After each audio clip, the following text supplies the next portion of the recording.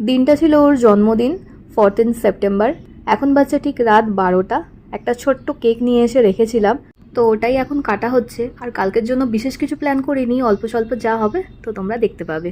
ঘুমটা আজকে সকালে জলদিই ভেঙে গেছে, তাই ভাবলাম উঠে যখন গেছি পায়েসটা বসিয়ে ফেলি। জন্মদিন বলে কথা, আর পায়েস তো হতেই হবে। এদিকে পায়েস রান্না করছি আমি, আর ওইদিকে বার্থডে বয়কে ওঠাতে এসছে আমাদের মিনু। ঘুম থেকে উঠেই আগে দিলাম বার্থডে বয়কে চা আর বিস্কিট। আর ব্রেকফাস্টে আজকে ছিল পরোটা, আলুর চচ্চড়ি আর পায়েস। তারপরে স্নান টান করে আমরা বেরোলাম ভিআর মলে। ওখানে অনেকদিন ধরেই একটা রেস্টুরেন্ট দেখছিলাম, সাংহাই টাইমস। যাওয়ার খুব ইচ্ছে ছিল, তো ভাবলাম আজকেই যাওয়া যাক। ভেতরের অ্যাম্বিয়েন্সটা বেশ সুন্দর, ছিমছাম। গিয়ে বসতে না বসতেই দিয়ে গেল মেনু বুক, আর আমি সার্চ করলাম কি কি আছে না আছে। ইতিমধ্যে চোখে পড়লো অনেক রকমের ডেজার্টের একটা সামনের লিস্ট রয়েছে। খাবারের অর্ডার আমাদের দেওয়া হয়ে গেছে, আর এখানে একটুখানি বসে দুজনে গল্প করছিলাম। তা করতে করতেই খাবার চলে এলো। কোরিয়ান চিকেনের একটা স্টার্টার আর আমেরিকান চপসই দিয়েছিলাম। দুটো ডিশই ভালো ছিল। পরে দেখছিলাম ডেজার্টে কিছু করা যাবে কিনা, তারপর বললাম না, হয়ে গেছে, পেট ভরে গেছে, এবারে বাড়িই যাই।